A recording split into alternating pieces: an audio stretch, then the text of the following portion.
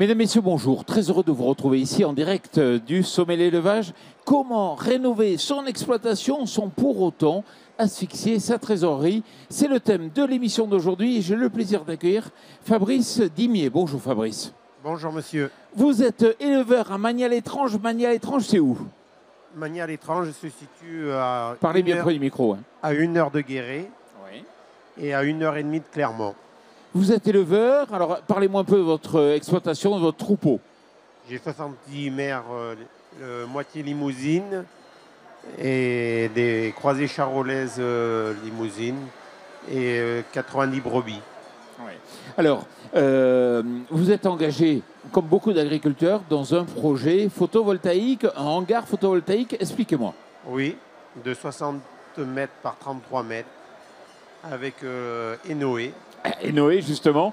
C'est pour ça que je profite pour présenter Arnaud Mahé. Bonjour Arnaud Mahé. Bonjour. Vous êtes partenaire là, sur cette opération. Vous êtes directeur commercial cycle court d'Enoé, c'est bien ça? C'est bien ça. Et c'est un partenariat. Racontez-moi un peu. Exactement. Oui, alors on se présente comme des faiseurs de solutions auprès de nos partenaires bailleurs agricoles en les accompagnant dans leurs projets pour essayer de mener à bien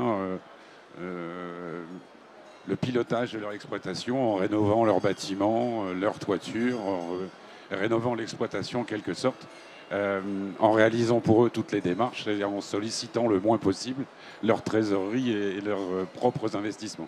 Alors Fabrice, il faut que vous nous expliquiez d'où est partie l'idée justement de construire ce bâtiment. Vous en aviez besoin, pourquoi? Pour mettre des vaches. Oui. Je vais mettre toutes mes vaches à l'abri. Aujourd'hui, elles étaient dans quel type de bâtiment? Un vieux bâtiment? Zéro bâtiment. Zéro bâtiment, d'accord. Donc, Je commence à monter en âge, alors je veux que toutes mes bêtes soient à l'abri. d'accord, d'où l'idée de construire un bâtiment, et ça coûte cher un bâtiment. Ah, un bâtiment comme je veux faire, là, il y en a pour 300 000 euros. Waouh, 300 000 euros, ah oui, effectivement. Donc c'est une somme énorme à débourser. Vous m'avez dit, il fait combien de long? 60?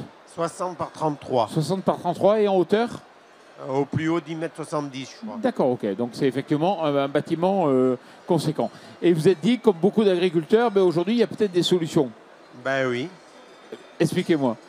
Ben, ça coûte pas juste l'intérieur du bâtiment, les cornadis, les barrières. Après le bardage, le terrassement, Enoé en prend une partie, car il donne une somme d'argent. Alors Arnaud, expliquez-moi comment ça se passe, la construction d'un projet comme ça, quand vous travaillez avec un éleveur pour mettre en place un bâtiment.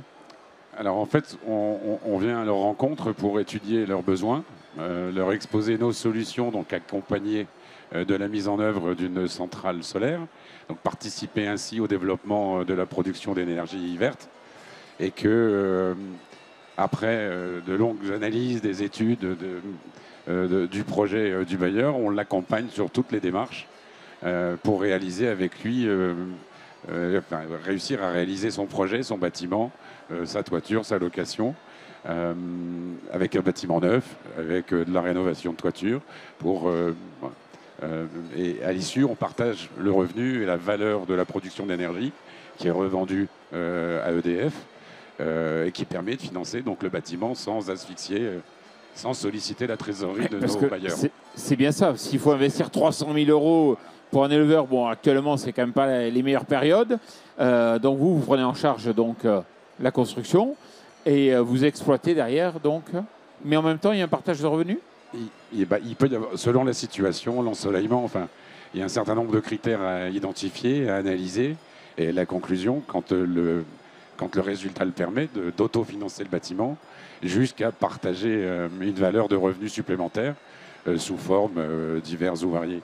Ça peut être un loyer, ça peut être une forme forfaitaire, une redevance exceptionnelle pour l'aider à réaliser son aménagement, par exemple.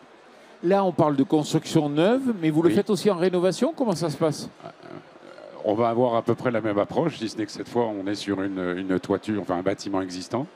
On va proposer pour exploiter cette centrale solaire la rénovation de la toiture, en général avec du bac acier neuf bien évidemment, la pose d'une centrale photovoltaïque et la révision totale de la toiture avec une étanchéité garantie sur 30 ans. Et c'est vrai pour tout type de bâtiment, enfin, ou seulement certains types? Alors c'est vrai pour tout type de bâtiment. Ce qui va compter, ça va être la taille du bâtiment, la surface minimum à accompagner. Mais que ce soit du stockage, que ce soit de l'élevage, que ce soit de l'abri pour du matériel, tout ça est envisageable. C'est vrai que c'est un engagement quand même sur la durée. Là. Quand Oui. on part sur un projet comme ça, le bâtiment, il va durer combien de temps? C'est un engagement de 30 ans. De 30 ans, oui. D'accord. Donc c'est un engagement sur la durée, très clairement. Et qu'est-ce qui se passe au terme donc, du contrat que vous avez signé ensemble? À l'issue du bail initial, quand on est sur l'exploitation d'une centrale solaire, photovoltaïque, il y a 3 options. Soit à la fin du bail, on convient que le contrat cesse d'exister et on envisage le démantèlement de la centrale, option 1. On envisage de céder la propriété de la centrale au bailleur qui le souhaite, mais il va exploiter lui-même donc, cette centrale. Alors, pour être bien clair, quand vous parlez centrale, c'est la partie photovoltaïque. C'est pas le bâtiment. C'est pas le bâtiment. Voilà, c'est important de bien le préciser parce que pour vous, c'est évident.